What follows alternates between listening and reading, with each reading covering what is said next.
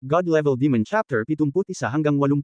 Pagkarinig sa pangungusap na ito, ang pangalan, nakatayo man sa gilid at labis na nabibigatan, ang natatarante na si Joe Tayan, ay nabugbog na sa puso, sinasamantala ang malupit na sigla ng martial arts, at ang halos nakaligtas na si Joe Ding, kapwa ako nabigla. Hindi man lang nila naisip ang kamatayan.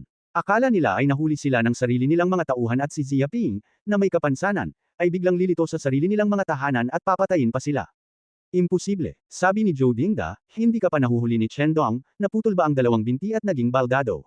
Paano sila lumilitaw sa lugar na ito? At saka, paano ka napunta sa komunidad ng Zhengde? Hindi siya makapaniwala at desperadong nanlaki ang kanyang mga mata, ngunit hindi niya mahanap ang figure ni Zia Ping. Tila walang anino ni Zia Ping sa buong sala. Bukod sa tunog, tila walang ganoong bagay sa mundo. Bilang isang gangster, wala pa siyang nakitang kahit ano kay Joe Ding.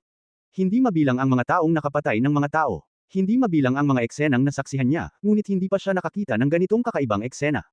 Hindi niya mahanap ang kalaban, at maging ang kalaban ay tinangka siyang patayin. Hindi niya alam. Isang matinding takot ang bumalot sa buong katawan niya, at hindi niya mapigilan ang sarili. Paano malalaman ni Joe Ding na mayroong isang mahiwagang gamot sa mundo na tinatawag na Invisible Dan, na makikita ng sinuman sa loob ng isang oras matapos itong matanggal, nakatago ng hindi nakikita? Kahit ang malalakas na martial arts, kahit ang mga monitor, ay hindi matukoy ang kanyang pag-iral. Ito ay dahil gumastos si Zia Ping ng maraming kasuklam-suklam na halaga sa gamot na ito, at madaling makapasok sa komunidad ng Zhengde, kung saan napakahigpit ng seguridad, at ang tagumpay ng pagpatay kay Joe Ding. Ang ibig mo bang sabihin ay yung mga itim na tao kanina? Patay na silang lahat, mahinang sabi ni Zia Ping, ang boses niya ay umalangaw-ngaw sa sala, parang multo, kaya kinilabutan ang mga tao. Patay ka na ba? Mas lalong natakot si Joe Ding.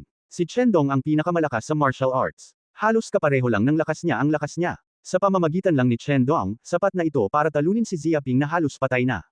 Hindi pa kasama rito, nagpadala rin siya ng mahigit 100 piling tao sa nakaraan, ang layunin ay maging walang kapintasan, ngunit ang ganitong uri ng kapangyarihan ay hindi kayang patayin si Zia Ping na ito, ngunit napatay, paano ito posible? Paano mo sila napatay? Hindi napigil ang magtanong ni Joe Ding, hindi niya maintindihan ang bagay na ito dahil sa kanyang iniisip. Ayon sa kanyang investigasyon, ang batang ito ay kabilang din sa kaharian ng 7 langit ng martial arts. At walang background, walang backstage, ngunit ang isang maliit na tao ay maaaring aktwal na pumatay sa mga piling lalaking ito, at kahit na palihim na pumasok sa komunidad ng Zhengde, na hindi natagpuan ng sinuman. Paano nangyari ang kalokohang ito? Masasabi ba na ang batang ito ay may sikretong hindi niya alam, at may pinagmulan din siyang hindi niya alam? Sa pag-iisip nito, hindi niya maiwasang makaramdam ng matinding panghihinayang. Sa pagkakataong ito, talagang sinipa niya ang plansya. Hindi mo kailangang malaman ito, dahil walang kailangang malaman ang mga patay. Malamig na sabi ni Zia Ping, walang awa, isang putok, at isang tama ng palad, hinampa si Joe Ding. Dahil sa pagkailang, nanlaki ang mga mata ni Joe Ding at bumagsak ang kanyang katawan sa lupa. Kaya naman, isang henerasyon ng mga bayani sa daigdig ng mga patay ang napatay sa kanilang tahanan sa villa. Ito, napahiya si Joe Tayan nang makitang namatay ang kanyang ama sa harap niya, sa sobrang takot ay hindi siya makagalaw, dahil pinatay pa ni Zia Ping ang kanyang ama, ano pa ba ang hindi ng ahas na patayin? Ang susunod ay siguradong ako mismo. Ngunit ang pinakakinatatakutan ni Joe Tayan ay ang kawalan ng pagkakakilanlan ng kabilang panig. Hindi niya alam kung saan nagtatago si Zia Ping. Nanatili siya sa labas, o nakatayo sa tabi nito at malamig na tinitingnan ang sarili. Kahit gusto mong tumakas, hindi mo alam kung saan ka tatakas. Zia Ping, mali ako, talagang mali. Kasabay ng isang malakas na putok, agad na napaupo si Joe Tayan sa lupa at naglaro ng gimmick. Bigyan mo ako ng pagkakataong ito, hanggat kaya mo akong palayain sa pagkakataong ito, ang buhay na ito ay maaaring magbigay sa iyo ng isang baka at isang aso. Para mabuhay, tinalikuran niya ang lahat ng dignidad, kahit palumuhad siya sa kaaway. Nakaligtas ka ba? Kung patatawarin kita, sino ang magpapaligtas sa akin? Malamig ang boses ni Zia Ping, parang agos ng yelo at nyebe, at maging ang dugo ay nagyelo. Pagbabaon sa lupa, kung siya ay nasa ilalim ng hangin, siya ay madadatna ng mag-ama ng linggong ito, pahihirapan, at ang kanyang mga binti ay mapuputol at maging basura. Pagkatapos ay nagmakaawa siya para sa awa, umaasang patatawarin siya ng kabilang panig, patatawarin ba siya ng kabilang panig? Malinaw na imposible. Ayon sa mabangis at malupit na pamamaraan ng dalawang mag-amang ito, sila ay magiging mapagmataas at magpapakababa. Kung hindi sila pahihirapan, hindi sila susuko. Mayroong contradiction sa pagitan natin. Kaya mo akong talunin at ipahiya. Kaya mo akong gawin ang lahat. Kahit patayin mo ako, wala akong pinagsisisihan. Pinatutunayan nito na si Zia Ping ay isang tao lamang na ganito. Wala.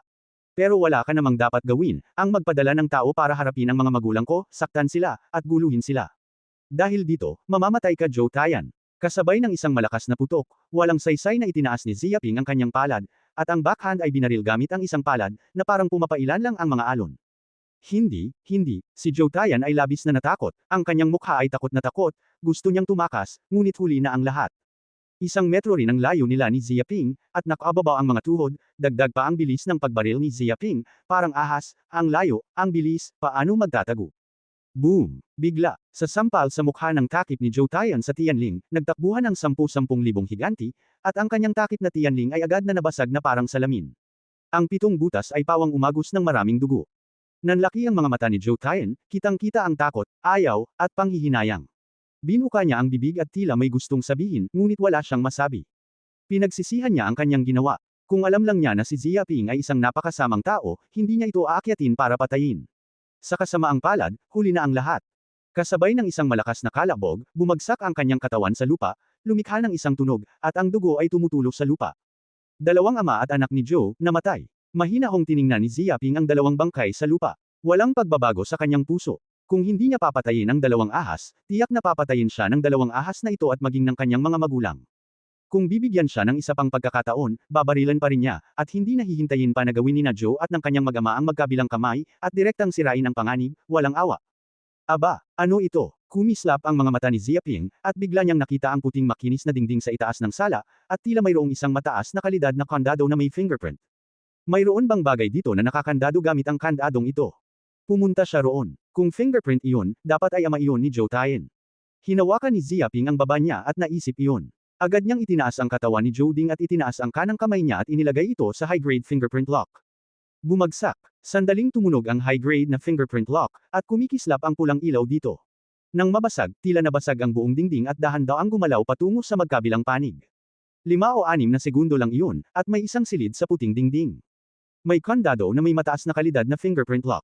Anong klaseng kwarto ito? Kumislap ang mga mata ni Xia Ping. Ibinaba niya ang katawan ni Zhou Ding at naglakad papasok sa nakatagong kwarto. Pagpasok pa lang niya sa silid, agad niyang nakita na ang silid ay puno ng mga siksik na armas, laser gun, heavy machine gun, sniper firearms, at iba pa. Tila sa silid na ito matatagpuan ang halos lahat ng uri ng baril sa mundo. Bukod sa mga baril, mayroon ding iba't ibang bomba, micronuclear bullets, time bombs, at iba pa sa silid na ito. Ang silid na ito ay parang isang maliit na arsenal. Mahusay. Nagulat din ang pagliit ng pupil ng mata ni Xia Ping sa ayos ng silid na ito. Karamihan sa mga armas sa loob ay ilegal at ipinagbabawal. Kung may lumabas dito, tiyak na huhulihin ito ng pulisya at hahatulan ng mahigit 10 taon na pagkakakulong. Nasaan ang linggong ito? Ano ang dahilan kung bakit napakaraming malalakas na sandatang militar sa pamilya? Kumunot ang noo ni Xia Ping. Naalala niya na ang ama ni Zhou Taiyan ay tila isang may-ari ng hotel, na may net worth na mahigit 100 milyon, tila isang mamamayang masunurin sa batas. Pero kung titingnan mo ang ugali ng lalaking ito, hindi ka mabuting tao, baka may nagawa kang marumi sa likod mo. Kalimutan mo na nga lang yan, ngayong linggo, patay na si Dingding, wala nang saysay pa para ipagpatuloy pa ang pag-aalala. Ayaw nang pansinin ni Xia Ping ang bagay na ito, patuloy na tingnan ang silid na ito at tingnan kung makakahanap siya ng angkop na sanggol. Hoy, hindi ba't nakakapagpawi ng pagod ito Dan? Bigla siyang nakakita ng berdeng hoist sa ibabaw ng kahoy na mesa sa silid. Isinara niya ito at binuksan ang takip. Natuklasan na may nakatambak na gininto ang gamot sa loob. Agad niyang nakilala na ang mga halamang gamot na ito ang maalamat na pampawi ng sakit na si Dan. Magaling, mayroon talagang 20 o 30, at ganito nga ang kaso.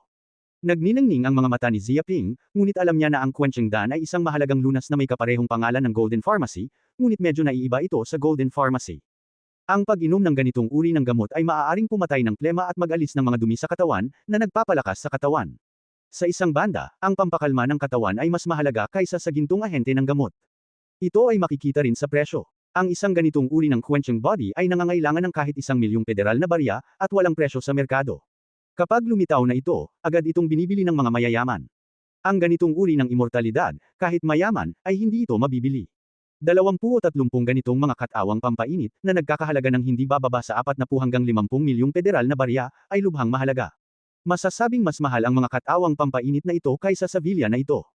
Hindi ko alam kung saan nakuha ang tripod ngayong linggo. Sa madaling salita, akin itong pampawi ng init na si Dan. Ngumiti si Xia Ping at agad na kinuha ang berdeng upo. Patuloy siyang naghanap sa silid na ito, ngunit sa kasamaang palad, bukod sa ilang mga sandatang militar, ginto, at isang malaking bilang ng federal na pera, wala itong nakitang iba pang mga kayamanan. Wala siyang puso at kaluluwa para sa mga ginto at iba pang ari-arian na ito, at wala siyang balak na kunin ito.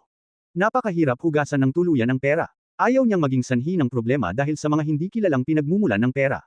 At hindi nakapos sa pera si Ziaping ngayon, hindi na niya kailangang dalhin sa pinto ng pulis dahil lang sa pera.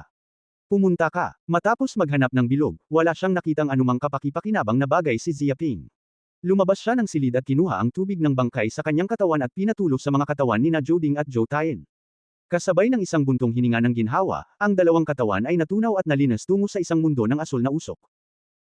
Mukhang hindi pa ito sapat na malinis. Kailangan itong tuluyang sirain. Alam ni Ziaping na kapag napatay niya ang dalawang mag-ama ni Joe, mapapahamak sila. Anumang bagay ay maaaring matagpuan ng pulisya. Ang mga palatandaan, dapat siyang mapawalang sala.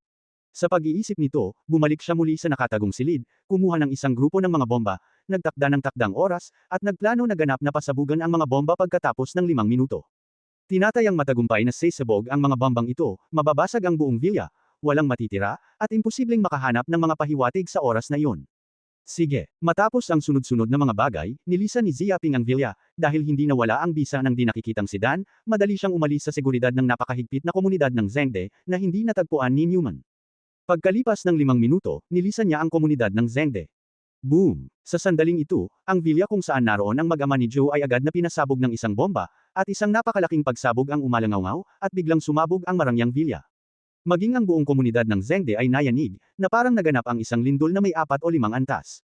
Ang ilan sa mga salamin malapit sa villa ay nabasag, at nagkapira-piraso. Nako, anong nangyari? Lilindol ba? Hindi, nakita ko. May isang villa na sumabog at kumikinang ang apoy. Paano nangyari iyon? Napakahigpit ng sistema ng kaligtasan natin dito at imposibleng magkaroon ng aksidente sa pagsabog.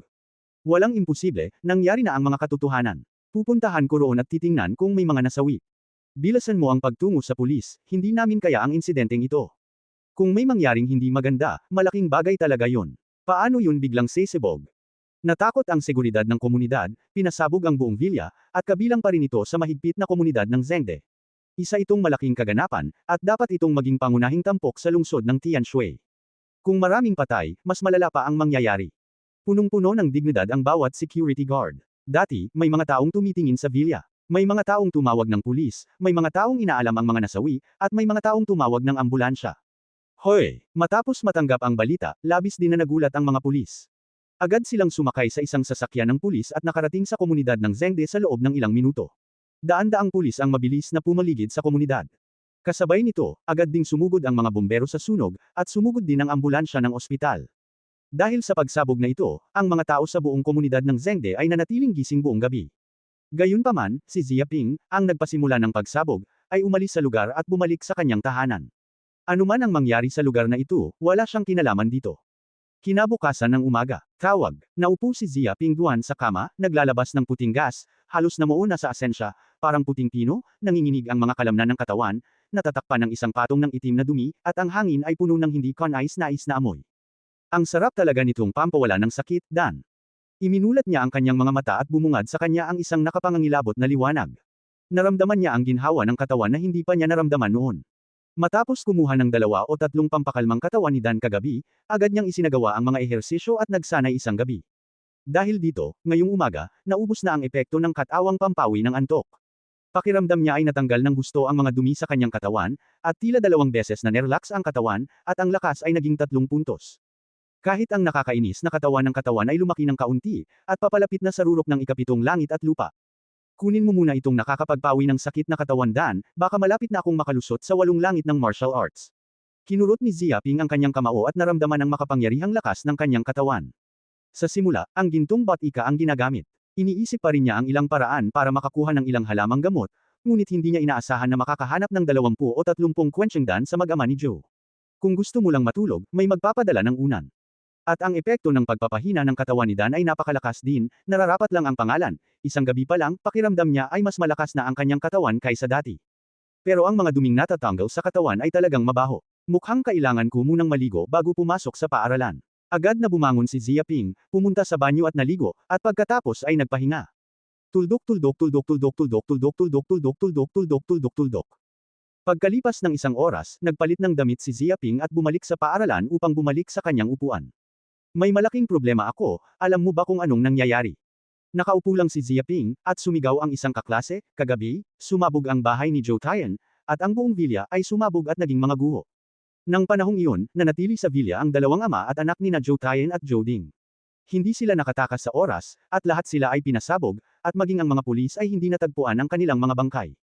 Ano, biglang ikinagulat ng mga kaklase sa klase ang balitang ito. Kahit sa nakaraang laban, natalo si Zhou Taiyan kay Xia Ping, ngunit hindi nito naapektuhan ang pangalan ng lalaki ng ika-75 na middle school sa Tianshui City. Kung tutuusin, si Zhou Taiyan ay naging isang tanyag na tao sa paaralan sa loob ng 3 taon, at imposibleng mawala ito. Hindi, totoo ba at mali ang balitang ito? Hinala ng isang kaklase, nabalitaan ko na ang Zhou Taiyan ay isang mamahaling komunidad na naninirahan sa komunidad ng Zhengde. Isa itong villa, na ang bawat isa ay nagkakahalaga ng 10-10 milyong barya ng federal.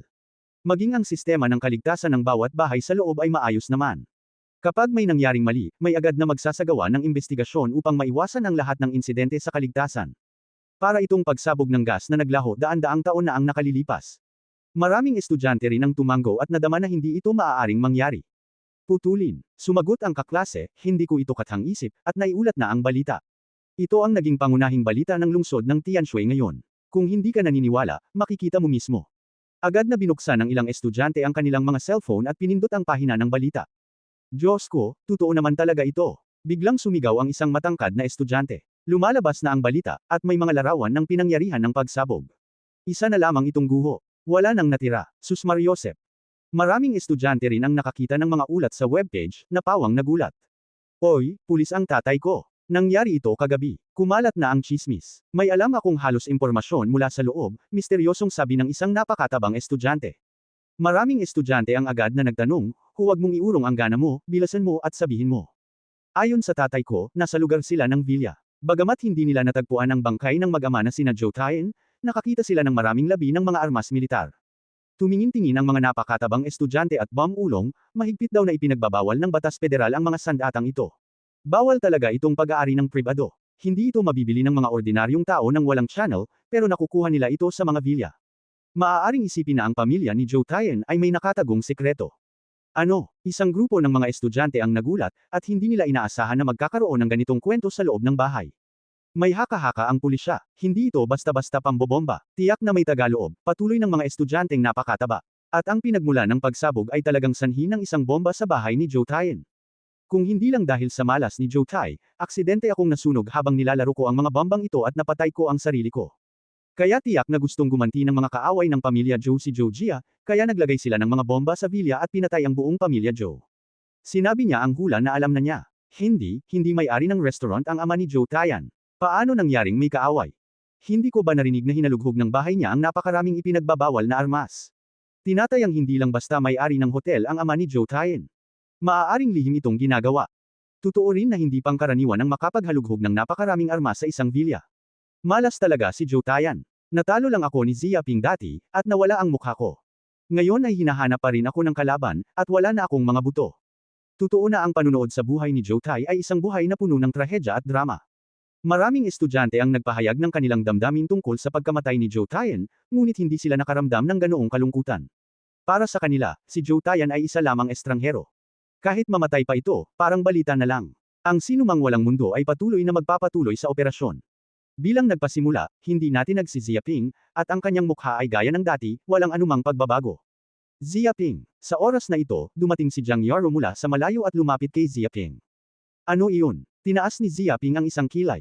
Akala niya ay naghahanap ng gulo si Jiang Yaro, dahil marami na itong chismis na ikinalat noon, at tinatayang galit ito sa kanya. Gayunpaman, walang anumang galit si Jiang Yaro, at maging ang kanyang mukha ay kalmado. Sabi niya, may kinalaman sa atin ang guro. Ngayon, pumunta na tayo sa opisina at sabay na tayong umalis. Ang kanyang kagandahan ay naglalaman ng walang kapantay na masalimuot na mga kulay, at tila may masasabi kay Xia Ping. Hinahanap tayo ng guro. Naguguluhan ang mga mata ni Xia Ping. Sabi ni Jiang Yaro, dapat para sa kapakanan ng mga pagsubok sa paaralan. Mga pagsubok sa paaralan. Lalong nalito si Xia Ping, ngayon lang niya narinig ang ganoong bagay. Sa madaling salita, sasama ka sa akin sa opisina ng guro, at ipapaliwanag ito sa iyo ng guro, sabi ni Jiang Yaro, hinawakan niya ang kamay ni Xia Ping at iniahon ito mula sa upuan. Pagkatapos, lumabas na ang dalawa ng silid-aralan at naglakad papunta sa opisina ng guro. Habang papunta sa opisina ng guro, nag-atubili sandali si Jiang Yaro, nakatingin pa rin kay Xia Ping, nag-aalala, at nagtanong, nabalitaan kong naaksidente si Tia, hindi ko alam kung kumusta na ang kalagayan niya ngayon. Walang seryosong nangyari. Nang marinig ito, agad na naunawaan ni Ziaping kung bakit hindi nakahanap ng sarili niyang salaysay si Jiang Yaro. Narinig daw ang tungkol sa mga pangyayari sa buhay ng kanyang ina, kaya ganito ang naging ekspresyon nito. Nabangga siya ng isang lalaki, at kalahati lang ang haba niya, sabi ni Ziaping, pero pansamantalang maayos na ang sitwasyon ngayon, ibinabad sa solusyon ng sustansya, inaabot ng halos 1 linggo bago gumaling. Gayunpaman, mas gamaan ang pakiramdam niya, dahil unti-unting bumuti ang kalagayan ng kanyang ina, at makakalabas na siya ng ospital sa loob ng 1 linggo upang maibalik ang kanyang dating malusog na pangangatawan. Kalahating katawan. Solusyon sa sustansya. Nabigla si Jiang Yaro, sa pagkakaalam ko, napakamahal ng solusyon ito ng sustansya. Kung gusto mo itong ibabad ng 1 beses, natatakot ako na aabot ito sa daan-daang libong barya ng federal na pamahalaan. Hindi ito maliit na halaga. Ang solusyon ng sustansya ay isang espesyal na gamot para sa buhay na gawa sa 12-12 ng mahahalagang materyales. Kung ang isang taong may bali sa buong katawan ay ilulubog sa solusyon ng sustansya, maaari nitong mapabilis ang paggaling ng mga buto, kahit na ito ay isang bali na may buto. Bago pa man masugitan at ma-admit sa ospital sina Xiongdaishan, Zhou Taiyan, at iba pa, gumaling na sila sa loob lamang ng 1 linggo, dahil ibinabad nila ang solusyon ng sustansya at pinabilis ang paggaling ng kanilang mga pinsala. Walang duda, ang solusyong ito ng sustansya ay lubhang mahal, at hindi ito kayang bayaran ng mga taong nasa ordinaryong pamilya. Wala, ikinumpas ni Ziaping ang kanyang kamay, alam mo rin na sumulat ako ng nobela dati, at kumita ako ng malaki dito. Mahal ang mga gastusin sa pagpapagamot, pero para sa akin, hindi ito mabigat na pasanin. Agad ding naalala ni Jiang Yaro na ang lalaking ito ay sumulat ng isang nobelang praktikal, na tila napakasikat sa internet, ngunit ang nilalaman sa loob ay napakawalanjiya at hindi matiis. Tiningnan niya ng mabuti si Ziaping at bahagyang nagtaka, ganito ba talaga kalaki ang kinikita ng nobelang ito? Bagamat alam din niya na ang mga nangungunang novelista ay kumikita ng higit sa 1 bilyong federal na dolyar bawat taon, ito ang pinaka-nangungunang novelista. At si Ziaping ay isang estudyante lamang sa high school, o ang unang nobela, ganoon ba ito kalakas? Siyempre totoo, hindi ko kailangang magsinungaling, pero ano ang gagawin mo sa mga bagay na ito, gusto mo bang suriin ang kakayahan kong kumita ng pera? Hinawakan ni Ziaping ang kanyang baba, na nagpapakita ng isang hitsura ng kamangmangan. Pagkatapos, tumingin siya kay Jiang Yaro ng nakangiti, makakaasa ka na kahit wala akong magawa, wala pa rin akong magiging problema sa pagpapalaki ng pamilya. Hindi ko hahayaang magutom ang aking asawa at mga anak. Tinapik niya ang dibdib niya at nagbigay ng garantiya. Kung sino man ang magtanong sa iyo ng mga bagay na iyan, walang hiya ka.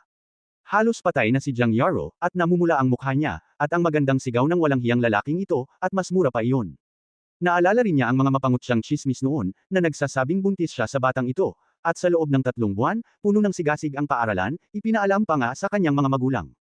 Kung hindi lang dahil sa paulit-ulit niyang garantiya, tinatayang pupunta sa ospital ang mga magulang niya para tingnan ang bangkay, at lahat ng ito ay kasalanan ng salarin. Mukhang inosente si Ziaping, pero hindi ba ito ang hiniling mo?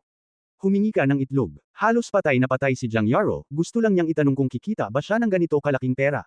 Mabuti naman tong asterisk na to.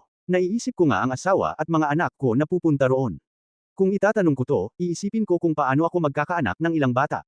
Anong kindergarten ba ang naroon? Huwag mong isipin na naaksidente si Tia. Medyo magaling ako sa iyo. Makakakuha ka ng magandang pagkakataon. Bago mo pa ikalat ang chismis sa ring, hindi pa kita nahahanap. Umungol si Jiang Yaro kay Ziaping, sa madaling salita, kung nagkakalat ka pa rin ng mga kakaibang chismis sa paaralan, tiyak na pupunta ako sa bahay mo para magreklamo at hahayaan kung pamunuan ka ni Tia. Masigla niyang binyantaan si Ziaping. Nandito na ang opisina ng guro, tara na. Ikinumpas ni Ziaping ang kanyang kamay at dumiretso sa opisina. Nagngalit ang mga ngipin ni Jiang Yaro at nalipat sa usapan ang walang hiya, ngunit makakahanap din siya ng pagkakataon para linisin ang salarin sa kalaunan, at ngayon ay pinakawalan na niya ito. Pagpasok sa opisina, ang guro ng klase na si Kyuzu ay nakaupo sa harap ng kanyang mesa, nakasuot ng itim na suit ng kababaihan, gumuhit ng perpektong arko, nagpapakita ng ugali ng may gulang at kaakit-akit na kagandahang urbano. Pakiramdam ni Ziaping ay talagang isang kaaya-ayang mga awit ang kanyang guro sa klase. Hindi nakakapagtaka na maraming tao sa paaralan, at nagiging pangarap pa nga ng maraming estudyante. Hoy! Biglang humakbang si Jiang Yaro at hinarangan ang paningin ni Ziaping. Tiningnan niya si Ziaping ng may paghamak at pagbabantay. Tila pinagmamasdan niya ang isang bagay na napakawalang talo. Alam niya na ang walang hiyang lalaking ito ay may masamang ideya tungkol sa isang maganda at may gulang na guro, at nagsusulat pa nga ng isang walang hiyang nobelang gumagana. Kung magpapatuloy ka ng ganito at patuloy na makakasama ang guro ng mag-isa, baka maging malaking halimaw ang gunggong na yan, nagagawa ng mga bagay-bagay na wala sa kontrol, kahit nalabag sa moral na prinsipyo. Hindi nakapagsalita si Ziaping. Alam din niya kung bakit ganoon ka mapagbantay si Jiang Yaro sa kanyang sarili. Malinaw na nag-aalala siyang baka simulan niya ang guro, ngunit kahit nagutom na siya, hindi niya aatakihin ang guro sa opisina. Ubu, Yaro, alam kong maganda ang relasyon ninyo ni Zia Ping, pero hindi mo naman kailangang magsama palagi. Narito ang paaralan, pansinin mo ang imahe. Sa oras na ito, umuubo ang guro ng klase na si Kyuzu, at tila pinaalalahanan ang dalawang lalaki at babae na bigyang pansin ang guro, huwag masyadong pansinin, para gawin ang matalik na aksyon na ito. Bagamat iniisip ni Jiang Yaro na pinuprotektahan niya ang guro, sa pananaw ni Kyuzu, malinaw na ipinapakita niya ang pagmamahal sa harap ng kanyang sarili, na nagpapakita ng matalik na pag-uugali sa pagitan ng magkasintahan. Guro, hindi ganito ang kaso. Oy, biglang namula ang magandang mukha ni Jiang Yaro, at mabilis na nagpaliwanag. Iniunat ng niebe ng taglagas ang kanyang kamay, at isa rin siyang taong lumalapit.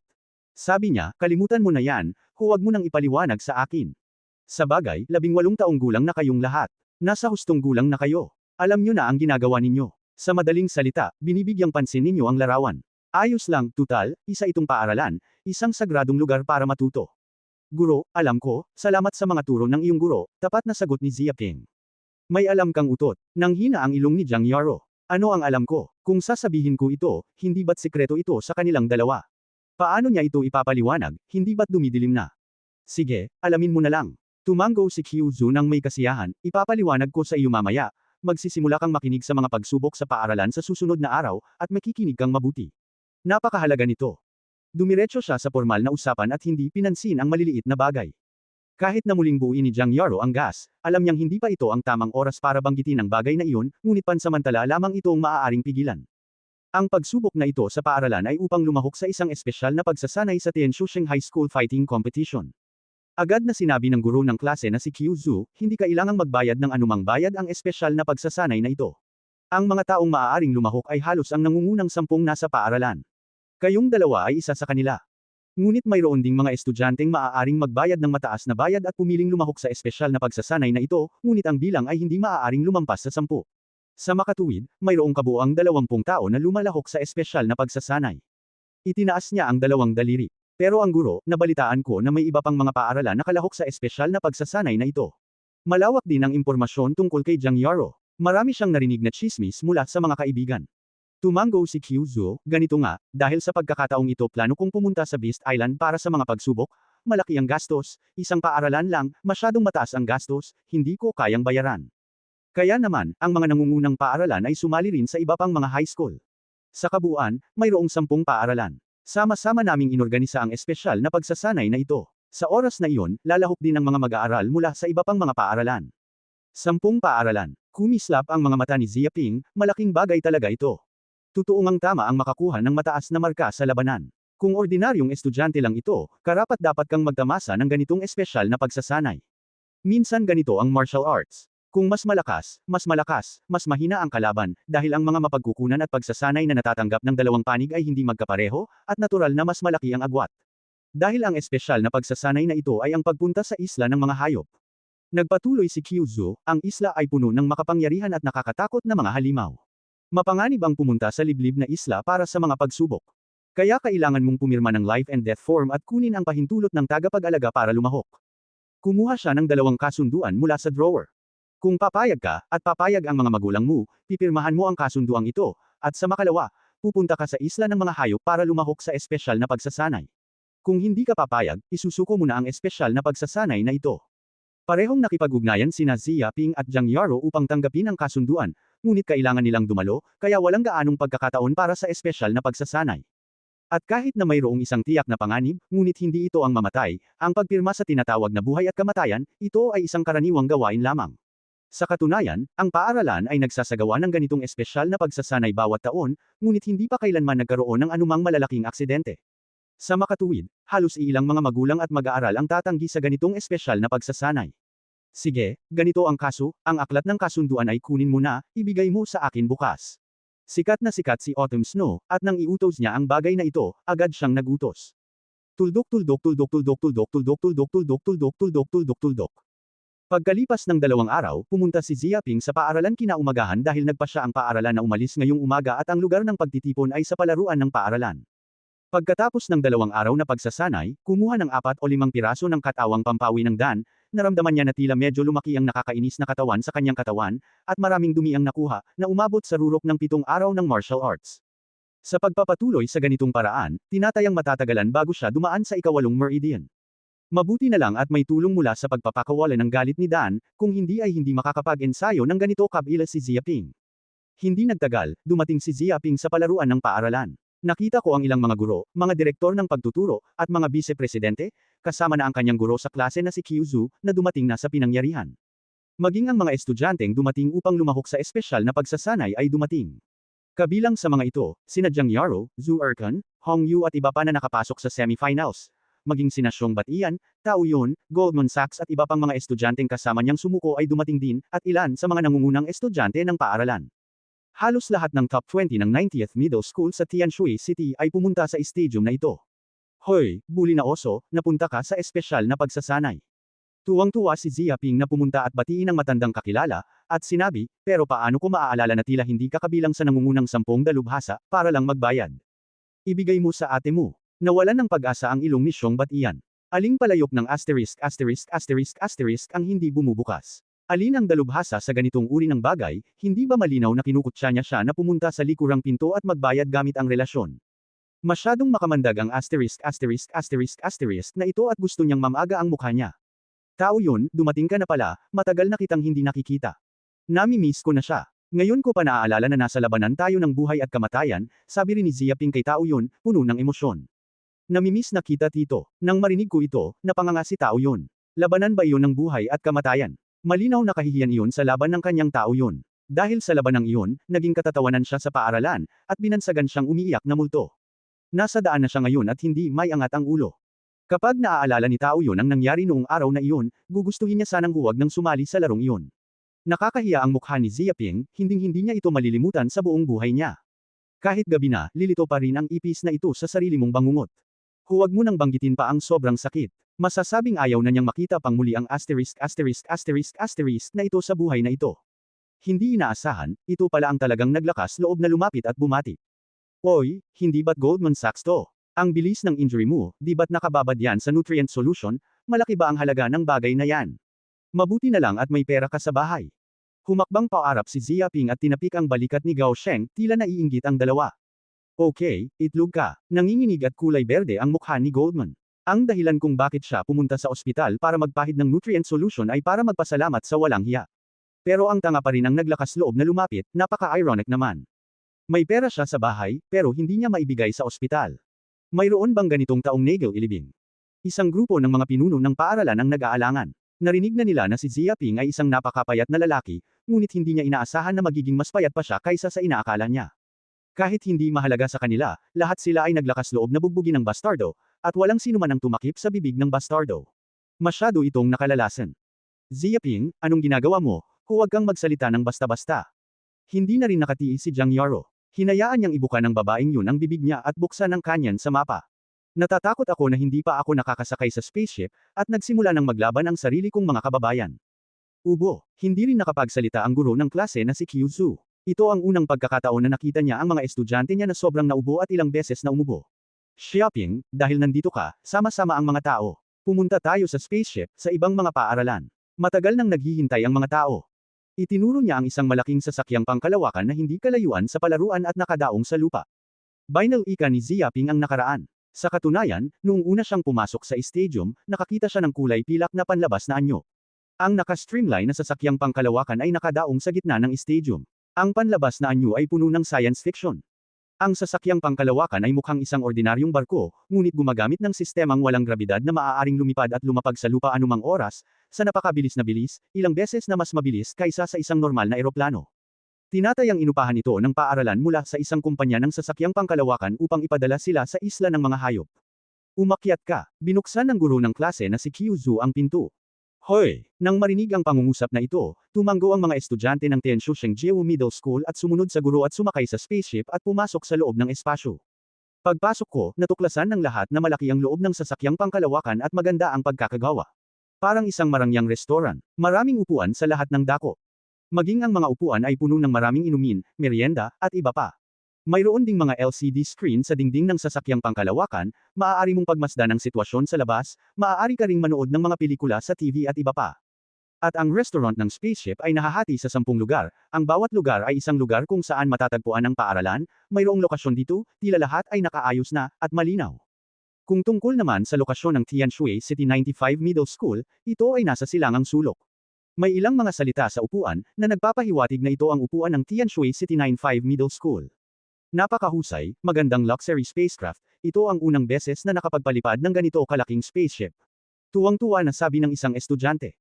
Tumango rin ang ibang mga estudyante dahil bihira silang magkaroon ng pagkakataong sumakay sa spaceship, at maging ang tiket para sa bawat spacecraft ay malaki ang halaga, hindi kayang bayaran ng mga ordinaryong estudyante. Sa oras na ito, maraming estudyante ang nasa sasakyang pangkalawakan, at lahat sila ay nasa posisyong iyon. Ito ang mga nangungunang estudyante ng ibang mga middle school, at ang Tianshui City Jiu Middle School na ang huling batch. Tiningnan ni Ziaping ang mga tao sa paligid niya. Napansin niyang maraming estudyante ang pamilyar sa kanilang mga sarili. Tila marami sa mga estudyanteng ito ang naroon noong sila ay naglalaro. Kaya agad siyang umakyat, mainit na binati, "Kumusta kayong lahat? Matagal ko na kayong hindi nakikita. Hindi ba kayo estudyante ng Wu Wei Martial Arts? Pasensya na noong nakaraan, hindi ko alam kung gaano kahalaga yun, ako ang magiging tauhan ninyo." Ang ilan sa kanila ay ipinadala sa ospital. "Kumusta na ang kalusugan ninyo ngayon? Mas maayos na ba?" Nang marinig ito, may ilang estudyante ng martial arts sa Wu Wei na kulay berde ang mga mukha. Malinaw na nakilala rin nila ang kalapastanganan ito. Lahat sila ay galit sa loob, at nakilala nila ang gago na ito dito. Lumingon sila at nagkunwaring hindi alam ang mga gamit. Walang pakialam si Ziaping, at nagpatuloy sa pagbati, "Hindi ba't yan ang martial arts ng lumilipad na baboy? Hindi ko inaasahan na pupunta ka sa espesyal na pagsasanay. Nagkataon lang, gusto mo bang hintayin tayong mag-practice? Napakarami kong hamon sa martial arts, ito ang pinakamalungkot para sa iyo. Kung hindi yun ang oras ko, natatakot akong kailangan kong pumunta sa martial arts mo ng ilang araw. Nakatira ako sa tiyuhin mo." Nauusok ang ilong ng mga estudyante ng isang grupo ng mga lumilipad na baboy na martial arts. Naalala nila ang hamon ng walang hiya sa sarili nilang martial arts hall. Hindi sila nasiyahan na hindi sila sapat ang lakas, kaya't sila ay nagalit ng nagalit, at halos patay na sila na parang mga sako ng buhangin. Ngayon, gusto nilang lahat sumugod at iluwa ang walang hiya. Walang duda, kung maglalakas loob itong tumira sa sarili niyang martial arts hall, tiyak na magbabawas siya sa kanyang pagkain. Kung hindi siya tatagal ng 7 araw at 7 gabi, hindi sila susuko. "Oy, hindi ba't yan ang trainee ng Tigers? Mabuti na rin ang pinsala sa katawan mo, pero sa kasamaang palad. Nako, nandoon din ang mga rhinoceros martial arts people. Ang galing nila. Pakiramdam ko ay mayroon tayong espesyal na kapalaran. Sama-sama ang lahat. Sa susunod na magkaroon ako ng oras para pumunta sa bar para uminom ng gatas. Nandito rin ang mga tao sa Hurricane Arsenal. Nahihiya talaga ako. Sinipa ko ang Panginoon mo noon at agad-agad na tinugtog ang key. Noong mga panahong iyon, medyo ignorante ako. Pero sino ang nagsabi sa kanya na mauna sa akin? Tumatalon-talon, medyo nakakainis. Tuldok. Lumapit si Ziaping at binati ang bawat estudyante sa daan. Malugod silang tinatanggap, at malawak ang komunikasyon. Bihira lang ang pagkakataon. Napakarami niyang kakilala sa sasakyang pangkalawakan kaya napakabihira na nilang makausap. Normal din ang makakilala ng mga kakilala sa sasakyang pangkalawakan. Tutal, handa silang gumastos ng malaking pera para lang mag-aral sa martial arts. Sila ang mga nangungunang estudyante sa lahat ng paaralan. Sila ay mga pinatawan ng iba't ibang paaralan. Dinaluhan din ang kaganapan ng ika-75 na paaralan ng gitnang paaralan ng lungsod ng Tianshui. Sinamahan din ito ng iba pang 9 na pangunahing paaralan. Isa rin itong kalapit na paaralan. Napakataas ng posibilidad na makatagpo ng kakilala. Nang makita ito, napanganga si Zhu Erkan at sinabi niya kay Jiang Yaro, mukhang napakalawak ng mga kaklase ni Zia, at kakaunti ang mga estudyanteng naroon na hindi niya kilala. Hindi makapagsalita si Jiang Yaro, ngunit talagang mahusay itong makipag-usap, ngunit kung paano niya nakikita ang mga estudyanteng iyon ay parang maraming kaaway, at lahat ay nakikita si Ziaping na bumabati, lahat sila ay nagngangalit. Ang ilan ay nakakuyong pa ng kanilang mga kamao, at ang kanilang mga noo ay pumuputok ng mga asol na ugat. Tila sumabog ang bulkan sa pangkalahatan. Kung walang kasama na pipigil dito, tinatayang aakyat ito. Sinusubukan ng na ito na magdulot ng galit ng publiko. Nangangatog din ang mga bibig ni Nasyong Batian at ng iba pang mga tao, isang walang mukha na pananalita, dahil sa provokasyon sa harap ni Ziaping. Baliw na sila ngayon, malinaw na hindi sinasadyang tinarget ng na ito ang mga ito, dahil pare-pareho lang ang lahat. Hindi mo ba nakita na galit ang mga estudyante ng 9 na pangunahing paaralan? Gusto ng lahat na magmadali para talunin si Ziaping, at kung ikukumpara sa sitwasyong ito, ang kanilang mga gawain ay parang pediatrics lamang. Nakakahiya ang bunganga ng lalaking ito. Hindi rin nakapagsalita si Tao Yun, at nagbigay ng conclusion. Hindi na rin nakatiis ang guro ng klase na si Qiu Zhu.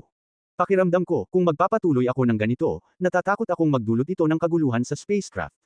Lumapit siya at hinawakan si Ziaping at sinabing, "Uupo ka lang at hahayaan mo akong umalis kahit saan." Sige, ibinuka ni Ziaping ang kanyang mga kamay at nagkibit balikat. Wala siyang anumang opinyon, dahil narinig niya ang tunog ng mga prompt ng system. Malinaw na nakamit niya ang kanyang layunin, at nakakuha siya ng maraming puot. Kaya umupo na siya sa upuan niya. Hoy! Isa-isa ring pinaupo ang ibang mga estudyante sa ilalim ng ayos ni Kyuzu, at pumipili ng sarili nilang pwesto. Nako, hindi ko inaasahan na dumating din pala ang na si Ziaping. Hindi nakakapagtaka na binangungot ako kagabi. Hindi ko inaasahan na iyon pala ang dahilan.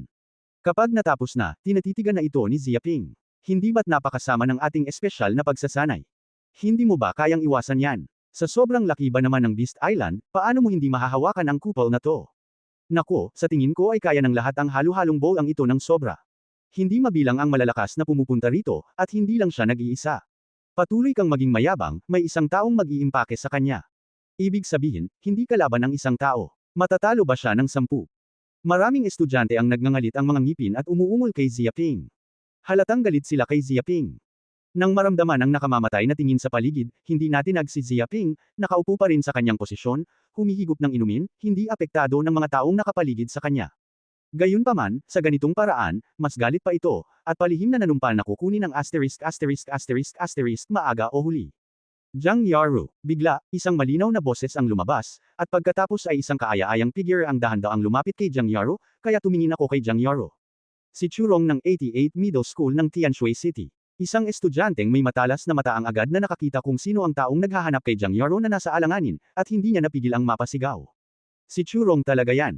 Isang estudyanteng may pambansang mukha ang humahanga sa babae at sinabing, ito ang bulaklak ng paaralan ng ika-88 na middle school. Ang figurang ito, ang hitsurang ito, ay talagang pinakamaganda. Nabalitaan kong isa pa rin siyang network anchor at isang bituin. Kung makakahanap ako ng babaeng ganoon bilang asawa, handa akong mabuhay ng 10 taon. Isang grupo ng mga lalaki sa tabi ko ang tumingin sa akin, ang kanilang mga mata ay nagniningning at ang kanilang mga puso ay tumitibok. Hindi mo man lang iniisip yan. Mabuti na lang at may kasama ang mga taong gustong magbabad sa kanya, at matagal nang sikat ang mga tao dahil sa kanilang mga bulaklak. Sumigaw ang isang matangkad na estudyante, ang lalaki ay si Ziaping. Natigilan ang lalaking may mukha ng karakter na Chino, imposible, mukha ba itong batang lalaki na estudyante? Hindi ako makapaniwala kung paano nagkaroon ng ganito sa mundo. Bulag ba itong si Churong? Bumagsak na siya at hindi niya matanggap ang ganoong realidad, na para bang sinuntok siya. Hindi ito peke. Narinig ko na ang balitang ito. Mukhang hindi ito kasing simple ng isang kasintahan, kundi ang walang hiyang kasintahan ni Ziaping, malamang nasa ika-8 posisyon. Napakaraming magkasintahan, at pang-8 lang sila pwedeng ma-rank. Halalan ba ito? Hindi lang yan, mukhang kasintahan din niya ang school flower na si Jiang Yaro ng 95th Middle School, at buntis siya. Aalis na ako, itong halimaw na ito, na talagang nagpapadyak ng 2 bangka, hayagang sumasakay sa 2 magagandang babae, tao pa rin ba siya? Bakit siya tinatadtad pa rin ng kutsilyong pang-eskwela? Parang gusto ko na siyang tadteren. Hindi lang ito basta bangkang kayang magsakay ng 2 paa. Isa lamang itong dosenang bangka. Ang pagkaalam pa lang sa pangalan ay may 2 bulaklak na pang-eskwela, at hindi nabubunyag ang iba pa. Ang halimaw, alam ko na palang hindi mabuting ibon ang batang ito. Hindi ko inaasahan na magiging walang hiya ako sa ganitong uri ng kaharian. Ito ay isang basurang-basura lamang, isang kahihiyan ng ating mga tauhan. Isang grupo ng mga estudyante ang sumigaw, halos mabaliw ang mga baga, at ang ilan ay may mga palatandaan pa ng paninigarilyo. Pero itong si Churong ay biglang natagpuan si Jiang Yaro, ito ang reyna para makita ang reyna, para punatan. Sa pilitang ritmo, sabi ng isang batang babae na parang chismosa, ngunit isinuot din ang sarili niyang itim na salamin sa mata. Nakakagulat ang lahat, oo, nalantad na ang **** na ito sa 2 bangka. Sinong babae ang makakatiis, baka sumabog na si Churong at naghahanap ng mapaglalabasan ng sama ng loob. At hindi pa ito patay, lahat ay nasa sasakyang pangkalawakan, at hindi sila makakatakas. Kung hindi nila ito pupunitin sa oras na ito, kailan ito pupunitin? Malinaw na tapos na ang shopping na ito, at pagkatapos ay pupunitin ito ng mga galit na babae. May mga mata ang langit. Bamantong hininga ang isang estudyante sa langit, sa wakas ay hinintay ko na lang na gumanti ang mapang api na ito. Dumating ang lahat para makita ito. Ito na ang katapusan ng 2 bangka. Ito na ang katapusan ng lalaking *******. Naghihintay ang lahat, siguradong hawakan ng isang babae ang ***** na ito. Nagmamalaki ang lahat, pinapanood ang sitwasyon ni Ziaping. Sa oras na ito, napansin din ni Jiang Yaro, na nakaupo sa upuan, ang pagdating ni Churong. Tumangala siya at medyo nagulat, Churong. Jiang Yaro, matagal na kitang hindi nakikita. Tumingin si Churong kay Jiang Yaro at sinabing, simula noong huling kompetisyon ng laban, hindi pa natin ito nakikita sa loob ng 4 o 5 buwan. Hindi ko inaasahan na makikita natin itong muli bago ang pagsusulit sa pasukan sa kolehiyo. Nagtanong si Jiang Yaro, hindi ka nandito para magsabi ng mga kalokohan na yan, ano ang gusto mong ipunto rito? Diretso siyang tumingin kay Churong. Lahat ay nagpipigil ng hininga, kumakalma, at ang kapaligiran ay biglang nanigas. Iniisip nila na ito ay isang pasimula ng bagyo, at marahil ay matutugtugan na ito sa susunod na segundo. Kalaban ko yan, kilala mo ako. Ngumiti si Churong, sa totoo lang, naiinip na ako ngayon, 3 taon na kitang kasama sa loob ng 3 taon. Iniunat niya ang 3 daliri pero ayoko nang ituloy ang paghahambing na ito. Dapat ay mayroon kang panalo bago ang pagsusulit sa pasukan sa kolehiyo para makita kung sino ang pinakamakapangyarihan. Medyo, paano mo gustong manalo? Tumingin si Jiang Yaro kay Churong, at ang magagandang mata nito ay nagpapakita ng matinding damdamin ng digmaan, at hindi sumuko. Napakasimple lang. Tumingin din si Churong kay Jiang Yaro. May mga marka rin ang espesyal na pagsasanay na ito, at mayroon ding mga evaluasyon. Pagkatapos makumplito ang espesyal na pagsasanay na ito, kung sino ang makakakuha ng mataas na marka, siya ang mananalo. Mabuti naman, tumango si Jiang Yaro bilang pagsang-ayon, hindi siya takot sa anumang hamon, ngunit mayroon din siyang kumpiyansa na hindi matatalo kaninuman. Sana ay magsikap ka, huwag kang masyadong lumayo. Tiningnan ni Churong si Jiang Yaro ng malalim. Pagkatapos niyang sabihin ang mga salitang ito, diretso siyang umalis at hindi tumingin kay Ziaping. Lahat ay nadismaya. Ganito ang sitwasyon, at hindi ito pinupunit ng dalawa. Kakaiba talaga. Anong nangyayari? Hindi ba't ito ang reyna para makita ang reyna? Bakit hindi mo nalang labanan, kundi bigyan mo na lang ng hamon? May nagsabi, ano bang silbi ng pagkapanalo? Isang batang lalaki na may salamin ang nagpakita ng kislap ng liwanag, na nagsasabing, hindi, maganda ito, hindi mo ito mababasa. Hindi ito ordinaryong kompetisyon. Ano? Anong nangyayari? Pinag-uusapan niyo ba yan? Nagchichismisa ng isang grupo ng mga estudyante. Ipinakita ng estudyanteng may salamin na kinasusuklaman niya ang bakal at hindi naging bakal. Anya, nakarating na ako sa puntong ito. Naiintindihan mo pa ba? Walang duda na ang dalawang pangunahing paaralan ay nasa isang relasyong nagpapalitan ng pera. Ito ay para makipagkumpetensya para sa mga lalaki. Nakikipaglaban para sa mga lalaki. Isang grupo ng mga estudyante ang napahiya, at ito ang naging conclusion niya. Hindi yan ang mga bulaklak ng paaralan, yung henyong babae, at kahit ang mga lalaki ay napakaganda. Kung ordinaryong babae yan, punit-punit na yan, at lahat ay nagsisigawan, naghihila ng buhok, nagbibihis ng damit o kung ano paman. May emosyong sinabi ng mga estudyante, pero iba sila, may sarili pa rin silang nakalaan, kaya samantalahin ang espesyal na pagkakataong ito sa pagsasanay, 2 tao ang pupunta sa huling laro, lalaban ang dragon. Kung sino man ang matatalo, sino ang iiwan kay Ziaping, hindi ba't ito ay isang pakikibaka para sa mga lalaki? Biglang napagtanto ng lahat na hindi nila may isip na medyo mahirap pala ang bagay na ito. Hindi ko inaasahan ang ganitong malalim na loika. Mabuti na lang at may mga taong may mataas na IQ dito, at nakikita ko ang lahat ng sabay-sabay. Imposible, hindi ako makapaniwala, ano ba ang silbi nitong si Ziaping, may mga magagandang babae pala na nakikipagkompetensya para sa kanya, para mamatay siya para mabuhay. Bakit hindi mo ako ipaglaban? Isang estudyante ang bumagsak at labis na nagalit. Ito namang Ziaping, masyadong matalino ang mga paraan, ano nga ba ang gagawin nito? Kung mayroon kang mahigit 100 bangka, maaari mo pa ring hayaang lumaban ang 2 diyosa para sa kanya. Kung gusto mong mamatay, may katotohanan pa ba sa mundo? Nakakapangilabot iyon. Hindi ba? Paano ba itong himig ni Ziaping? Turuan mo siya ng babae, bakit hindi mo siya putulin? Napakalakas ng paraang ito. Kahit medyo basura ang isa rin itong kasanayan.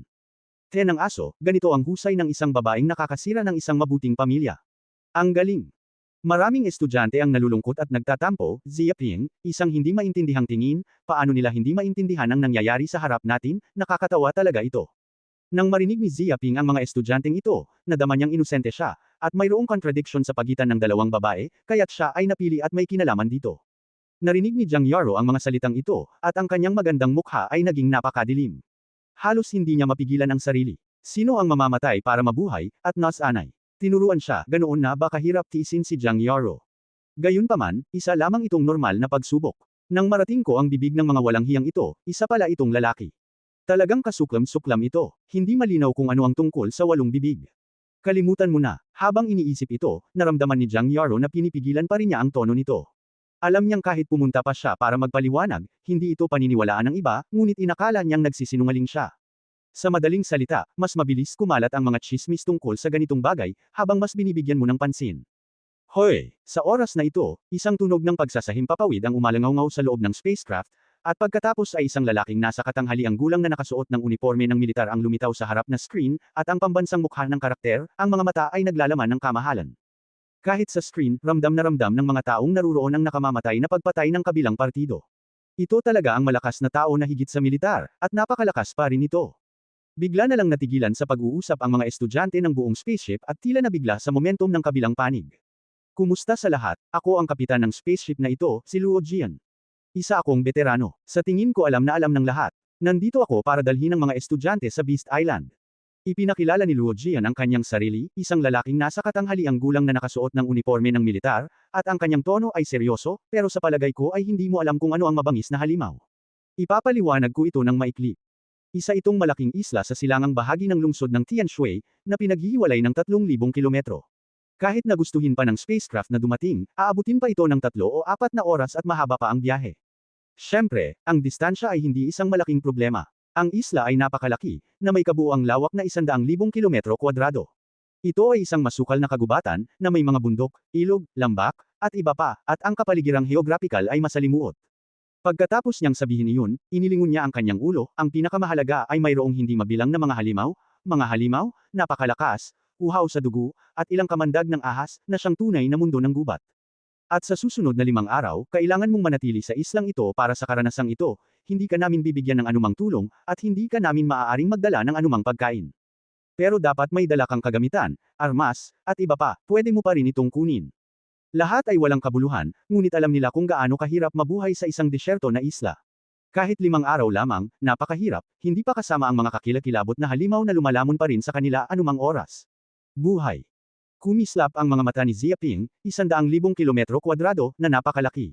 Kahit noon, ang Taiwan Island ay may mahigit 30,000 kilometro kwadrado lamang, ngunit ang halimaw na islang ito ay may kabuuang 100,000 kilometro kwadrado, na hindi bababa sa 3 beses na mas malaki. At hindi sila makapagdala ng anumang pagkain, lahat sila ay nabubuhay sa ilang. Para sa isang modernong tao na sanay na mamuhay sa lungsod, ito ay isang uri ng kahirapan. Dahil ang paglilitis na ito ay may isang tiyak na antas ng panganib. Nagpatuloy si Kapitan Luo Jian sa pagsasabing, magpapadala kami ng positioning watch na may impormasyon sa pagpoposisyon, na makakatulong sa amin na malaman ang inyong posisyon sa Beast Island. Kung sino man ang nasa panganib ng buhay, o gustong huminto sa pagsubok na ito, maaari ninyong pindutin ang buton sa itaas at ang aming mga tao ay agad natutulong upang sumagip. Pero kailangan mong tandaan na kapag pinindot mo ang buton na ito, susuko ka na sa pagsubok na ito. Ikinumpas niya ang kanyang kamay at lumabas ang ilan sa mga tripulante mula sa pinto ng spaceship at kumuha ng itim na relo at ipinamahagi ito sa bawat estudyanteng naruroon, para maisuot nila ito sa kanilang mga palso. Kinuha rin ito ni Ziaping, suot ito sa kanang kamay, may butones sa relo, tila may ipinapakita ring impormasyon sa mapa. Para mas lalong sumigla ang sigasig ng lahat, huwag na kayong pumunta sa isla ng mga halimaw at magtago, nawawala na ito ng kahulugan ng karanasan, kaya napagpasyahan naming mag-ayos ng isang kompetisyon sa pagsubok na ito. Bahagyang ngumiti si Kapitan Luo Jian, maaari mong ibalik ang kaliwang tainga ng halimaw na hinuhuli sa isla ng mga halimaw. Mas maraming halimaw ang nangaso, mas malakas, at mas mataas ang score. Ang taong may pinakamaraming puntos ay makakakuha ng 5 quenching dan, ang pangalawang tao ay makakakuha ng 3, ang pangatlo ay makakakuha ng 1, at kahit ang mga namumukod tangi ay may mga espesyal na gantimpala. Ibinahagi niya ang mabigat na balitang ito. Ano? Isang grupo ng mga estudyante ang pawang walang kabuluhan, lahat sila ay natulala. Nang malaman na karamihan sa mga estudyanteng naruroon ay hindi nakahihigit, at kadalasan ay hindi sila makakabili ng mahahalagang halamang gamot tulad ng quenching dan. Isang nakakapagpakalmang katawan lang ni Dan ay sapat na para sa ilang pamilya na maghirap ng mahigit 10 taon. Pero ngayong nakuha ko na ang unang pwesto, makakakuha na ako ng 5 quenching dan, na parang isang patak lang sa langit. Siguraduhing mauna ka. Nagniningning si Jiang Yarume, pinisil ang mga suntok na pulbera, na nagpapakita ng arrogant at pakikidigma. Kung makukuha niya ang mga katawang ito na nakakapagpawi ng pagod, mapopromote siya sa martial arts. Napakadali lang nito. Ganito rin ang ideya ng ibang mahuhusay na estudyante. Ang isang ganoong gamot ay sapat na para makatipid sila ng ilang buwan sa paglilinang. Ito ay isang magandang bagay na hindi mo maiisip. Kalmado ang mukha ni Ziaping. Hindi niya alam kung ilang piraso ang nakuha niya para sa katawang pampawi ng lamok. Hindi pa rin siya napukaw ng 5 distrito, ngunit maliliit ang mga lamok, at medyo malalaman ang mga ito. Walang sino man ang hindi magkakagusto sa mga halamang gamot na nasa kanyang katawan. Bueno, malamang ganoon nga, aalis na tayo. Ikinumpas ni Kapitan Luo Jian ang kanyang kamay at nagbigay ng utos. Boom! Sa sandaling ito, bahagyang nayanig ang buong sasakyang pangkalawakan, at ito ay tumalon pataas. Kasabay ng isang malakas na kalabog, lumipad ito patungo sa kalangitan, at nakita ng mga estudyanteng naruroon ang labas sa pamamagitan ng bintana, tila palayo na palayo sa lupa. Napakabilis ng sasakyang pangkalawakan, napakahusay ng panloob na sistema ng grabidad, at halos walang nararamdamang panginginig. Isang tasa ng tubig ang inilalagay sa mesa at walang pag-apo. Jiang Yaro, nang maayos na lumipad ang sasakyang pangkalawakan patungo sa isla ng mga hayop, isang grupo ng mga tao ang agad na dumating mula sa malayo. Isa sa mga binata na nakaputi ang sumalubong kay Jiang Yaro. Ikaw ba? Napaungol si Jiang Yaro at tumingin sa kabilang grupo ng mga taong lumapit. Sinabi niyang hindi niya kilala ang mga taong ito. Hindi pa niya ito nakikilala noon, at hindi niya alam kung bakit niya hinahanap ang sarili niya. Ako si Han Shan ng Zhengde Middle School. Nagpakilala ang binata at puting lalaking ito at gwapo, ngunit medyo mayabang ang mukha. Tila natural lang naman. Biglang nagulat ang mga estudyanteng nakapaligid sa akin. Zhengde Middle School, iyan ba ang sikat na pribadong paaralan sa lungsod ng Tianshui? Ito ang paaralan. Sinasabing ang mga estudyanteng makakapag-aral sa paaralang ito ay hindi mayaman at mamahalin. Gumagastos sila ng 3 o 4 na libong federal na dolyar kada semestre. Hindi ito kayang bayaran ng mga mahihirap. At ang lakas ng mga estudyante sa paaralang ito ay napakalakas, at kaming mga pampublikong paaralan ay hindi maihahambing sa kanila. Paano tayo magkukumpere? Lahat sila ay mayayaman, si Danton ay may mga halimaw na makakain, pati na rin ang gabay ng guro, iba't ibang pasilidad sa pagsasanay, at likas na may malaking kalamangan. Mukhang sikat na sikat itong Han Shan sa Zhengde Middle School. Ito ang unang maestro ng paaralang ito, at ang pinakamalakas sa martial arts. Hindi ba mas malakas iyon kaysa kina Jiang Yaro at Chu Rong? Hindi lamang maaaring magkaroon ng malakas na lakas ang mga tao, kundi maaari ring magkaroon ng pinagmulan. Nagbukas sila ng pabrika ng pagproseso ng pagkain sa kanilang mga tahanan, na dalubhasa sa pagproseso ng karne ng halimaw at iba pang mga pagkain. Ang mga manggagawa ay 10,000 at ang halaga sa merkado ay 1 bilyon. Sinasabing ang pamilyang Han ay lubos na maimpluwensya sa lungsod ng Tianshui. Maraming estudyante ang nagulat. Nang tingnan ang mga estudyante ng grupong ito ng Zhengde Middle School, nagpakita sila ng inggit, at ang mga nasa Zhengde Middle School ay may mas mataas na dibdib at tila walang kapantay na grado sa ibang tao. Walang ekspresyon sa mukha ni Han Shan, at tila iniisip na natural lang ito. Isa pala itong estudyante sa Zhengde Middle School. Tungkol sa pagkakakilanlan ng kabilang panig, hindi nakapagdesisyon si Jiang Yaro at mahinang nagtanong, ano ang ibig mong sabihin at naparito ka sa akin? Napakasimple lang ng dahilan kung bakit ako pumunta sa iyo para magkapit-bisig. Bahagyang ngumiti si Han Shan at sinabing, nabalitaan ko na ang reputasyon ni Miss Jiang. Ito ang unang maestro ng ika-75 middle school ng Tianshui City. Ang pinakamalakas sa ika-7 langit ng wushu, kahit sa Zhengde Middle School.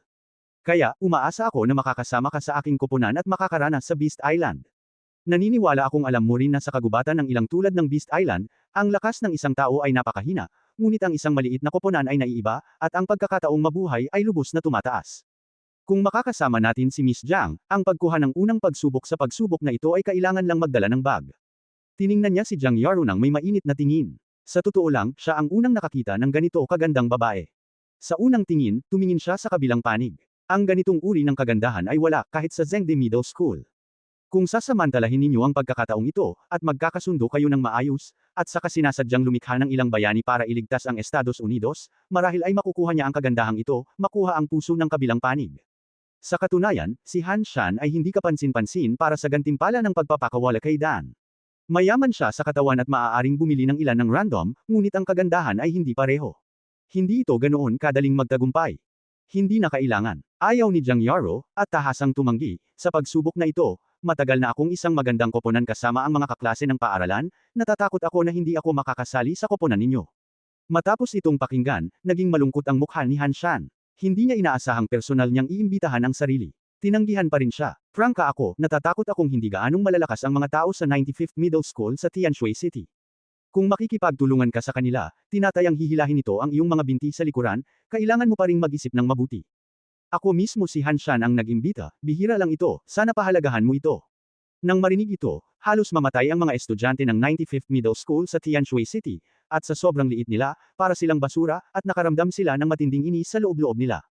Kumunat ang noo ni Jiang Yaro. Hindi niya inaasahan na ganito pala kagulo ang lalaking ito. Pagdating niya sa ganitong oras, gusto pa rin niyang samando. Bigla niyang nakita si Zia Ping na nakaupo sa tabi niya. Umiinom ito ng inumin, at napakakalmado niya. Mukhang ganoon. Bigla siyang hindi nagalit sa isang lugar. Halatang nahihiya siya kaya umiinom pa rin siya ng inumin dito, na parang walang nangyari. Sobra na. Umikot ang mga mata niya at nagbilang, at sinabi ni Dalala, ayos lang sana kung gusto kong makipagtulungan sa akin, pero hindi papayag ang kasintahan ko. Ipinagmamalaki ito ni Jiang Yaro, hinayaan kang sadyang ikalat ang chismis, sa pagkakataong ito ay hinayaan kang kainin ang mapait na prutas. Kasintahan. Nang marinig ito, naging pangit ang mukha ni Han Shan, at bihira siyang makakita ng babae. Mayroon siyang sikat na bulaklak. Tama na ito. Ang kanyang mga mata ay puno ng galit at nakatitig kay Ziaping na nakaupo sa tabi niya. Bata, nang lumapit si Han Shan, nagkaroon ng marahas na momentum, at siya ay inapi. Sinusubukang pigilan si Ziaping, nagtulungan kami ni Miss Jiang para makilahok sa karanasan, wala kang dapat na opinyon. Tulad ng mga tao sa inyong ika-75 na middle school sa Tianshui City, natatakot ako na mahayla ko pababa si Miss Jiang. Huwag kang masyadong maging hindi komportable bilang isang tao. Alam mo ba kung paano ito iangat? May banta sa pagitan ng kanyang mga salita, na tila nagpapahiwatig na kung maglalakas loob siyang magbigay ng opinyon, magkakaroon din siya ng opinyon tungkol kay Ziaping. Nagmumakmak at pinapanood si Ziaping ng mga estudyante sa kanilang paligid, lalo na ang mga estudyante ng Zhengde Middle School. Alam nilang dapat puntahan si Han Shan, at maangas ang mga pamamaraan. Walang katapusan ang sinumang manakit sa kanya. Nang panahong iyon, ilang estudyante sa Zhengde Middle School ang hindi nagpakita ng mukha ni Han Shan. Dahil dito, siya ay tinambangan sa eskinita, at lahat ng mga buto ay naputol. Hanggang ngayon, wala pang ebidensyang natagpuan, at hindi makatulong ang pulisya.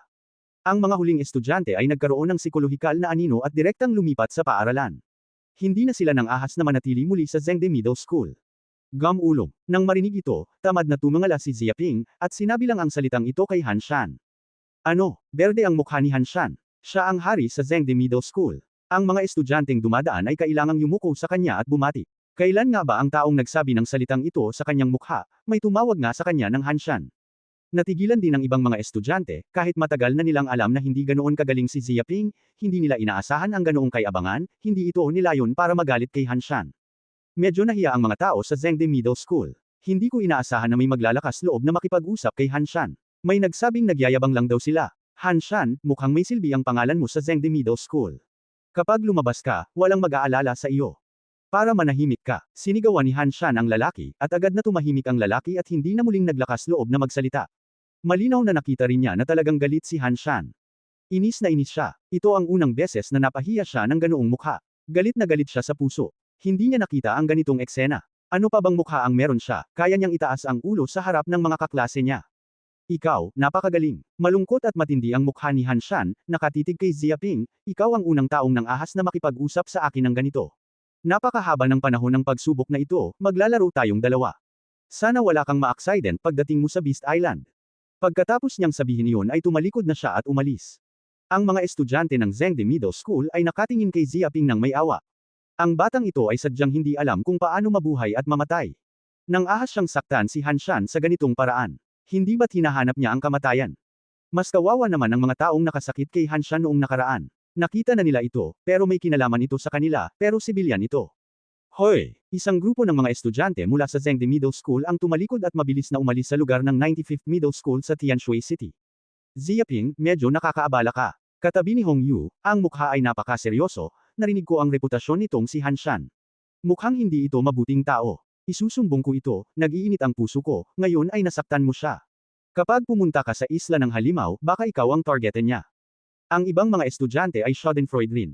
Hindi alam ng batang ito kung sino ang maaaring manakit, kung sino ang hindi maaaring manakit, at kung sino man ang manakit sa Zhengde Middle School ay may magandang kahihinatnan.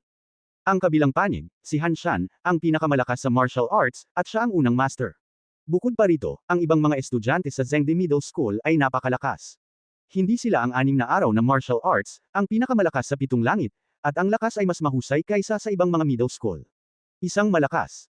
Mahirap kalabanin si Han Shan ng mag-isa, at sa ibang mga estudyante, tiyak na patay na itong si Ziaping.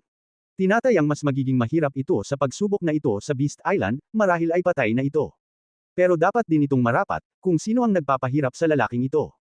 Target ako. Hayaan mo siyang lumapit, mahinang sabi ni Ziaping, kahit sina Chendong, Zhou Ding, tulad ng pinakamalakas sa 9 na langit ng martial arts, nagawa nilang palihim na atakehin at patayin, ang distrito ng 8 langit ng martial arts at kung ano paman. Gusto kong i-target ang sarili ko sa Beast Island, at hindi ko tinitingnan ang sarili kong timbang. Gusto kong sukatin ang lakas ko. Kapag naglakas loob siyang pukawin ang sarili niya, bibigyan niya ito ng kaunting kulay at ipapaalam kung sino ang naghahanap ng kamatayan. Natigilan ang lahat. Matagal na nilang alam na mayabang ang **** na ito, pero hindi nila inaasahan na walang sinuman ang ganito. Kahit si Han Shan ay wala sa paningin. Gayunpaman, iniisip ng ilang tao na ang Ziaping na ito ay isa lamang matigas na bibig, naghihintay para sa isla ng Halimaw, alam ng batang ito ang kahanga-hanga. Pero hindi lang sila iisang tao. Kung nagmamadali ka, at kahit ang pinakamakapangyarihan ay malas, sa tingin ko kailangan mong maging mapagmatsyag, mungkahi ni Hong Yu ng may kabaitan. Ikinumpas ni Ziaping ang kanyang kamay, mawawala ang isang grupo ng mga hipon at alimango, maaari mo itong pulutin, kahit hindi ako kalaban, wala rito ang aking asawa. Hayaan mong siya ang kumuha ng suntok at mabilis na ipaliwanag ang pag-aaksaya na ito. Sinabi niya ang kanyang plano, ipinapakita na mayroon siyang tiwala sa sarili at kontrolado niya ang lahat. Mukhang nawala ng malay si Hong Yu at hindi alam ang sasabihin. Aalis na ako, walang hiya ang lalaking ito, makapal ang mukha sa ganitong lawak, isang grupo ng mga tao na nagbubuga ng kanilang mga bibig, minamaliit nilang lahat ang kawalang hiyaan ng bastardo na ito. Hindi ko matatalo ang iba, pero gusto ko pa ring hayaang umangat ang mga babae. Ito ay isang tiyak na kalagayan ng pagkain ng malambot na kanin. Pero ito ang maliit na puting mukha, itong si Ziaping ay nagpapakita ng walang kahihiyang ugali ng maliit na puting mukha, ang mga tao ay hindi ngipin, ngunit para sa babae ay parang isang maliit na puting mukha. At ang mga tunay na lalaking ito ay hinahamak, napakawalang katarungan ang maging inosente, isang grupo ng mga estudyante ang nagdadalamati. Ziaping, galit na galit si Jiang Yaro kaya mas pinagsisisihan niya na umabot siya sa puntong iyon, pero kung paano niya gustong makuha ang lalaking ito ay may ganitong ideya. Hindi ko matalo ang iba, pero gusto ko pa rin siyang pumunta sa court at itapon palabas ng top tank. Kaya ang walang hiyang lalaking yan ay hindi papatayin ng Diyos ngayon. Tuldok tuldok tuldok tuldok tuldok tuldok tuldok tuldok tuldok tuldok tuldok tuldok. Sa oras na ito, ang mga tao ng Zhengde Middle School ay bumalik na rin sa kanilang mga posisyon, ngunit maraming tao pa rin ang medyo nag-aalala tungkol sa nangyari ngayon lang, at pakiramdam nila ay naputol ang kanilang komunikasyon. Han Shan, masyadong mayabang ang batang yan. Hindi nasiyahan ng isang estudyanteng walang ekspresyon. Nangangahas akong sabihin ito sa ating Zhengde Middle School. Bakit hindi mo siya bigyan ng leksyon agad-agad at ipaalam sa kanya ang isang bagay? Oo, ngayon lang ako nakakita ng ganito cart na tao. Inaanyayahan namin ang mga estudyante mula sa mga mababang paaralang ito, ibig sabihin, para bigyan sila ng mukha, at para talagang manggahas silang tumanggi, masyado silang ignorante. Ang mga tao ay tao pa rin, at wala talaga silang naiintindihang kagandahang asal. Ang asterisk asterisk asterisk asterisk ay mula pa rin sa sinaunang lipunan. Isa itong taong kuweba.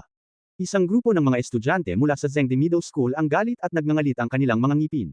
Galit na galit silang lahat sa inasal ni Ziaping. Bagamat si Han Shan ang pinupuntirya ni Ziaping, si Han Shan ang tao ng kanilang Zhengde Middle School at ang kanilang kinatawan. Ang pagpapahiya sa Han Shan ay pagpapahiya at pagpapahiya rin sa Zhengde Middle School. Magpahinga ka, kinurot ni Han Shan ang kanyang kamao at nagngingit-ngit, nasa spaceship ito, napakaraming guro ang nakatitig. Hindi angkop para sa hands-on, hayaang basagin ang asterisk asterisk asterisk asterisk ng ilang sandali. Naghihintay para sa spaceship, pagpasok sa isla ng halimaw, hayaang maganda ang bata. Paano niya natitiis ang ganitong paghinga? Matapos mabuhay ng 18 taon, siya na lang ang laging humihiling sa iba na magdesisyon, at kung saan man siya tinawag, ito ang unang pagkakataon na nagalit siya. Ayokong kunin si Ziaping. Paano siya nakihalubilo sa Zhengde Middle School pagkatapos ng Han Shan? Oo nga, may mga gurong nakatitig dito, hindi angkop para sa hands-on. Sa tingin ko, malamang na sinasadya ng lalaking iyon, na gumawa ng radikal na hakbang at pilitin si Han Shan na gawin iyon. Kapag na hands-on na si Han Shan, natatakot ako na titigan ito ng guro. Baka ibabagsak ito ng spacecraft. Napakasama ng bata. Kasuklam-suklam at walang hiya, hindi ko inaasahan na may ganitong sabuatan ng batang yun, ang mga taong to. Puro masasamang nilalang ang mga tao. Marunong akong magplano. Kapag natukoy na ako, hindi na sulit na banggitin pa iyon. Kapag pumunta ako sa Beast Island, ipaalam mo sa kanya. Sa pagkakataong ito, isa itong pagsubok. Kahit hindi ko siya kayang patayin, ayos lang nasaktan siya. Ayos lang napatayin siya. Kahit alam pa ito ng guro, hindi pa rin ito makakatulong sa atin. May 5 araw, at napakahaba ng oras. Maraming estudyante sa Zhengde Middle School ang nagsabing ang kanilang mga mata ay nagpapakita ng matinding liwanag. Lahat sila ay nagpaplanong gumanti. Walang sino man ang nang-ahas na pukawin sila para maging ligtas at maayos matapos silang mag-aral sa Zhengde Middle School. Mayroon din silang ganitong tiwala sa sarili, ang mga lalaking siyang maliliit na martial artist ng 7th Heaven, at ang mahalaga, si Han Shan lang ay sapat na para linisin siya. Hindi pa kasama rito, mayroon din silang 3 o 4 na martial artist na 7 araw na malakas, kahit anong lakas ang wala sa kabilang panig, magtutulungan at gawing sarsa ng karne ang asterisk asterisk asterisk asterisk. Hoy, pagkatapos mong makapasok sa Beast Island, makipaglaro ka sa kanya at tingnan mo kung anong mga kwalifikasyon ang mayroon siya sa harap natin. Kinurot ni Han Shan ang kanyang kamao at ang kanyang mga mata ay nagbigay ng kaunting lamig. Sa pagkakataong ito, kung hindi niya lilinisin itong si Ziaping, hindi siya si Han Shan.